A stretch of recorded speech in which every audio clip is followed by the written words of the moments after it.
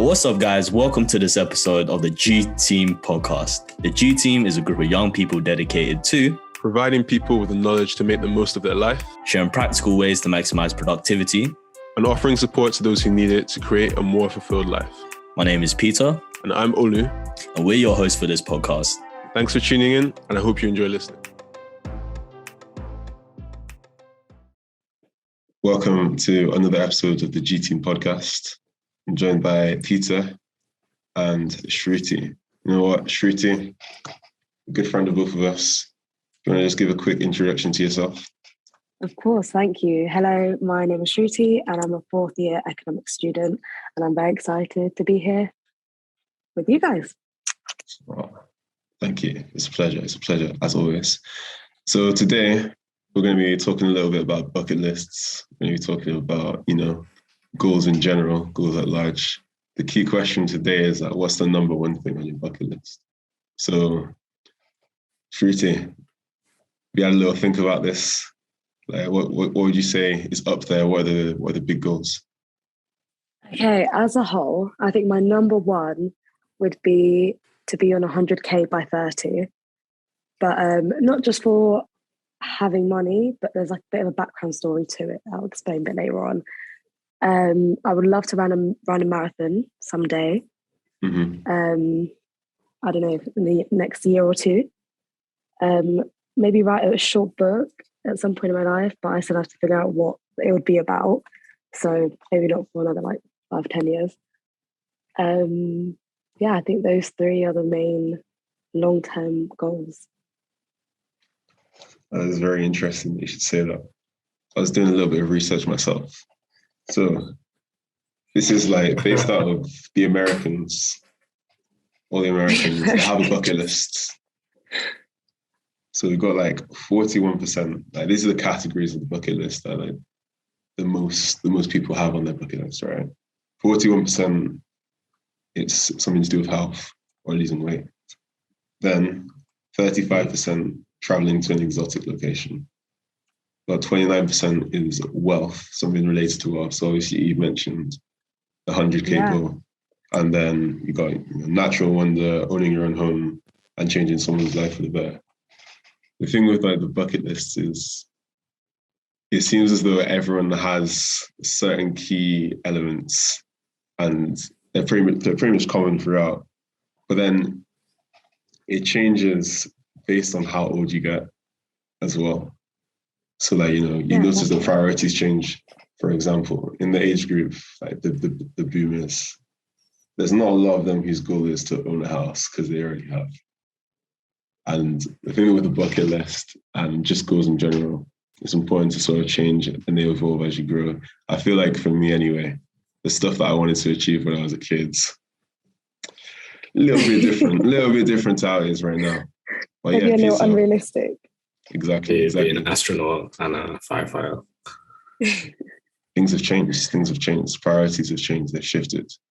But yeah, Peter, what about you? Me, I guess it's all the similar things as well. So people talk about money, 100K.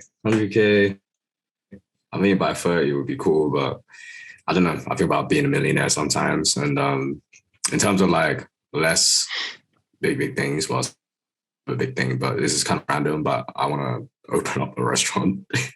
Has absolutely nothing to do with my career path. But it's because my parents obviously Vietnamese, so have a lot of good Vietnamese food and whatnot, and they always love cooking food and stuff. And so I wanted to kind of showcase my community and my background as a restaurant. And Vietnamese restaurants are on the rise right now as well. So maybe that is what's going to make me a millionaire. So we'll see.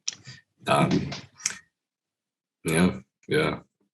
think I have a lot of stuff, but I don't think about it a lot until I talk about it now.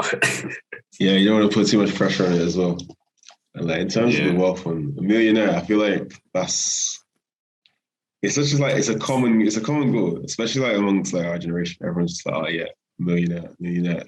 But I like your Shruti because you said 100K by 30. I know that's still really ambitious, but I feel like a lot of people don't understand like what it takes as well. Like millionaire status, it takes like years and years and years to build. But having like the patience when it comes to like achieving your goals, at least having them in your mind, and then you can like slowly work towards it. But I'm curious, so how have you sort of like if you put anything in place to try and like get yourself towards that goal?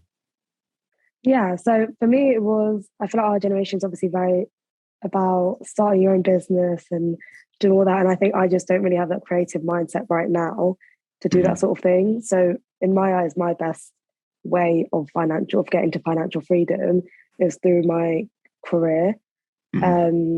So obviously I got my graduate job at Goldman. Congrats. Thank you. So that's the first big step, really. And then just working myself way up from there, or I don't know, just seeing where the wind takes me. But I think obviously I'd love to be a millionaire. If that comes my way too, I'll take it. But it's just having the financial freedom, and if that like 100K to me right now is enough to sustain a living that I'd want to sustain.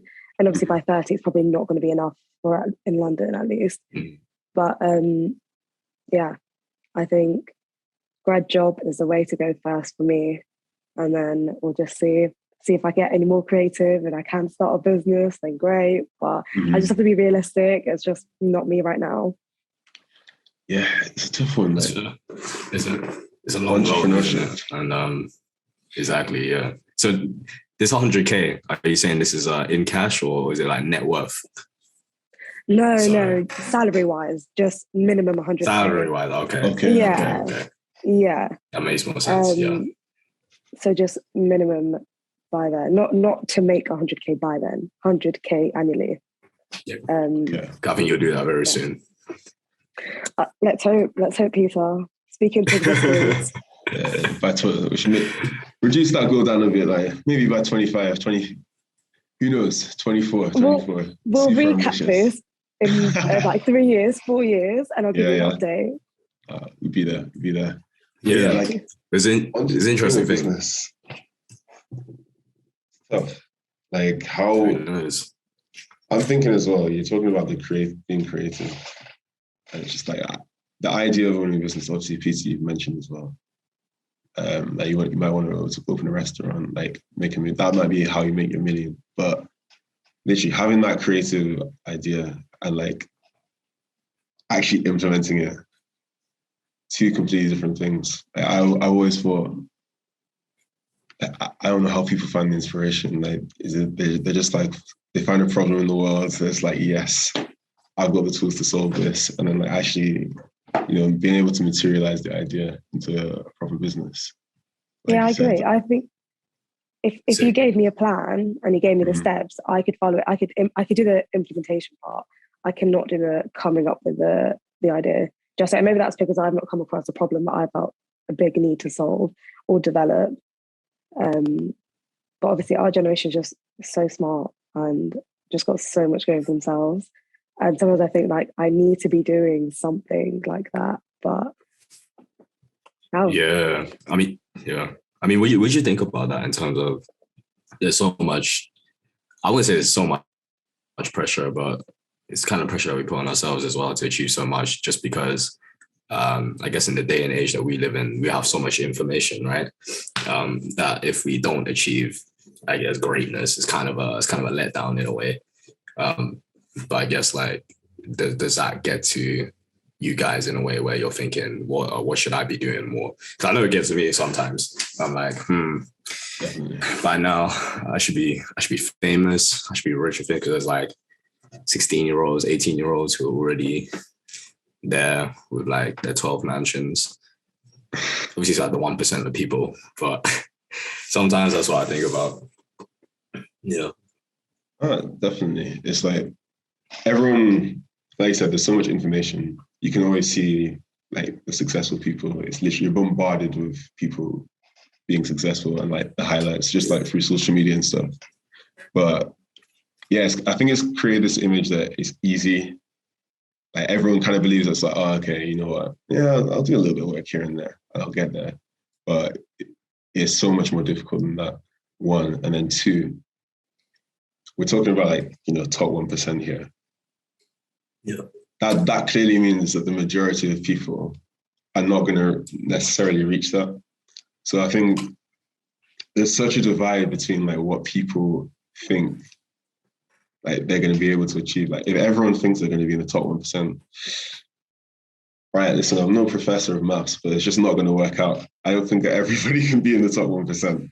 So there's probably going to have to be like a little bit of a shift. I think a lot of people might have a certain like reality check like in the next few years. Yeah. And I think that's okay. Like it's not everyone that needs to be, a millionaire. It's not everyone like that has to say, oh no, I'm not doing this 9 to 5. I'm not gonna do it. Like obviously Shruti, you literally mentioned like for you, like the career, like that's the priority right now. And like later on, if things happen, then you can pick up, if you can drop the 9 to 5, the side hustle can become the main hustle. But yeah, I think you're probably gonna have to reshape strategies, thoughts about future. I think I think the same way. Like I'm split two ways. One part of me is saying I have to have a full-time job. I have to have a side hustle. I have to be the healthiest I can be. I have to have the best social life. And the other part of me is like, it's scary and sad how everyone just feels a need to make it by like 25 years old. But that is literally like just over a quarter of our lives. Like we don't need to have everything figured out. And the whole point of us living for like 70, 80 years is that we have all that time to figure it out. And I think it's I don't know, I think it's sometimes it just living with that like out of your means makes it more stressful for our generation, like, always being on trends and stuff like that. I think that's a lot of the reason why people want business and, to be on social media. But yeah, there's like a scary side to it, but also a side that I feel like I should be involved in it. Yeah, exactly. I feel like it's a type of, it's a way you choose to take it. Like for me, I guess, well, I used to be quite affected by it, saying, oh, why am I not like that? But instead, I guess I take it as inspiration instead. Like, if they can do it, then it's good that I should study what they do to see how to get there in a way. And because I think with the amount of resources these days, like anyone can make it. Obviously, you need to work hard. But yeah, don't put too much pressure on yourself. So long as you're sort of in the right direction for what you're trying to do. That's what I tell myself anyway. And yeah, it's interesting because I guess we're at like the type of age where in the next 2-3 years, like our lives from today to the next 2-3 years is going to be very different, right? If we talk to each other in 3 years' time, it's going to be like, I don't know what I'm going to be. You guys will be doing something completely different to what you're doing now. And then, yeah, all of that, it's like, that's why I tell myself now, like now is the time to just do so many different things as much as possible, explore, because Facts. I have the time now. So yeah. Yeah, I think like right now, this is at least what my mentality is. And I think I'll be better equipped to achieve my goals later on in life if right now I'm just experiencing as much as possible. I feel like, if you're just like, oh, you know what, I'm gonna do this one thing, and I'm gonna focus all my effort and energy into it. You're gonna be like, you might become like a very good specialist, but you're gonna be lacking that range that, when you're put in a different environment, you might not be able to cope. So like right now, I think the goal is, okay, I'm gonna assess all my options, and like I'll try and do what I can. Like I'll try and pick the best things for me to do, and then I'll probably be the best way to set up for success. Like you said before, right now we're at a stage. I think we're all at uni now, so like in 2-3 years' time, like you said, life's gonna be very different. But if I look back 2-3 years ago, again, like my mentality, like I don't even want to think about freshers. I don't want to think about freshers, Ollie. It was not making sense. But your priorities are just going to continue to change. And if I was like, okay, my goal at the start of freshers was I want to be, I don't know, I might want to be a lawyer, for example, and like, that's the only thing that matters. In fact, I'm going to use a personal example. I was like, I can only look at engineering roles. That's why I've studied engineering. That's what I'm going to do. And then it got to final year, and I was like, there's so many other things that I could do. And I was just narrowing myself down. Look, like the skills that you pick up, I picked up like a broad range. Like I'm not just no technical skills. Like, you know, there's problem solving. Like it's a broad thing, and you can apply it to so many different things. And now I'm realizing there's no point in limiting myself.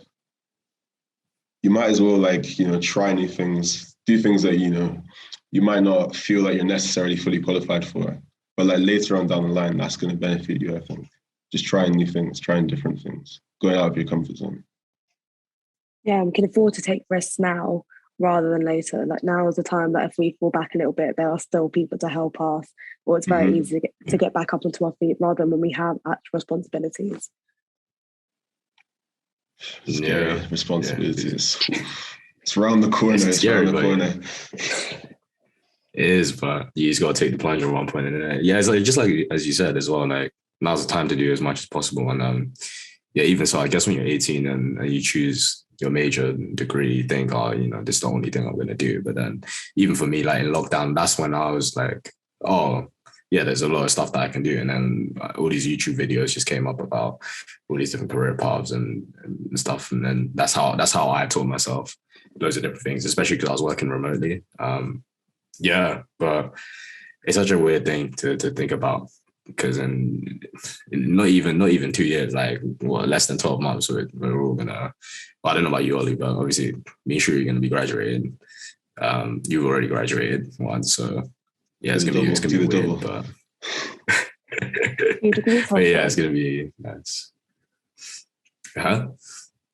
I just said 2 degrees hotter. Yeah, well, I like that. Very nice. Very well done. But yeah, I'm not sure if you guys knew this. I feel like it makes sense in my head, right? So this is back to bucket lists, right? It used to only be people that were like facing imminent death that would create a bucket list and like make a list of things they wanted to do before they die. But now it's gone to the point where it's just like, I don't know, it's found its way into pop culture. Everyone wants to like make a bucket list. And you know what? I don't even think we gave the definition properly, just in case for the people that don't know that you've made it this far. So by definition, a bucket list is a number of experiences or achievements that a person hopes to have accomplished during their lifetime. So in terms of goals, how do you like sort of set them? Is it just like a yes or no thing? It's just like, oh, I want to go there, I want to do this, or is it a bit more specific for you guys? For me, go on. Okay, well, yeah, I was just gonna say for me, it's like I base everything off of what my own definition of success is. I guess for everyone it's different, right? And what you view success as. For me, it's being able to live comfortably without having to worry about money. So, you know, we talk about financial freedom. I guess that's what that is. But then also doing things in life that literally just satisfy me and satisfy my soul, whilst also helping other people as well. But that's my definition of success. Like being able to live comfortably and being able to help others do what they want and live comfortably too. So like when I set my goals, it's like I come back to that. I think about how much is that goal contributing to that mindset of, is this going to help me live comfortably? Is this going to satisfy my soul? Is this going to help other people? That's how I see it. I love how simple that definition is, but it's actually got so much within it. Like the amount you would have to complete to satisfy each goal is actually quite a lot. I think for me, for goals, career is the only thing that I kind of plan long term, and I always think a year ahead. So that's my long term for a year. But then stuff like health, family, that's just an ongoing thing, I think, because you can't really just start caring all about your health one day or like caring about your family one day. That's just an ongoing effort that you have to make. And more than a goal, it's more just like discipline with those sort of things. Like you can't really have motivation for that goal. Like you just have to do it. So yeah, it depends on what kind of life aspect we're talking about, and that changes depending on how I look at it. Yeah, I think obviously you mentioned like at the end of the 3 points as well. It's helping other people get more comfortable as well. I'd say just want to put it out there, like to what extent, like when you are thinking about your goals, because you have some stuff that literally is just you. But at least for me, like in my life, I've realized, you just can't do it alone. Like you need other people around you. So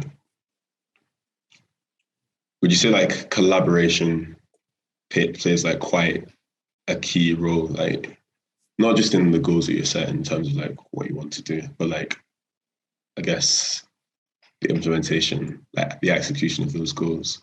Do you often, look to other people, like say, okay, us two, we can build together, or we can like, maybe I don't have all the skills or the resources necessary for me to achieve this goal, but, looking out to other people, like have you found that to be quite useful in your lives?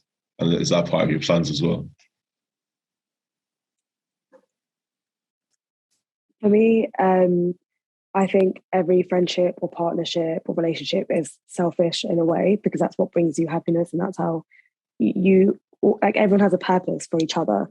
I have different friends for different things, some that study better than others, so I go work with them, or some that I have a bigger laugh with, and it's the same with everyone. The purpose of each friend. It doesn't mean you love them any less, but it just means they bring a different meaning to your life.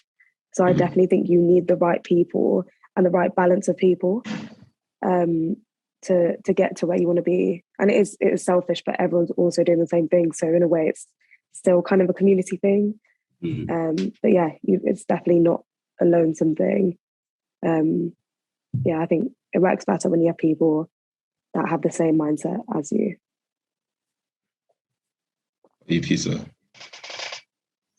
Yeah, it's the same thing. I mean, that's something that I kind of strive to have, especially once I finish uni, because I think it's so easy to meet a lot of inspirational people right now, since you're in a bubble where everyone's hustling, everyone's got their own goals that they're striving for. But I guess like when you're out in the real world, people are busy just working on their own job, and like a lot more responsibilities, and so you really have to go out your way to find these sorts of people. But yeah, like it's important, because the only reason why I think that I've gotten to where I am now is mostly due to other people. I can say, yeah, I've worked hard for other stuff, but it's because of their words and their lessons. There's a lot of things that I've taken from very simple conversations, but they've stuck with me. And yeah, I still think about them when I do the things that I do now. So yeah, it's really, really important to set up a network that supports you and your goals.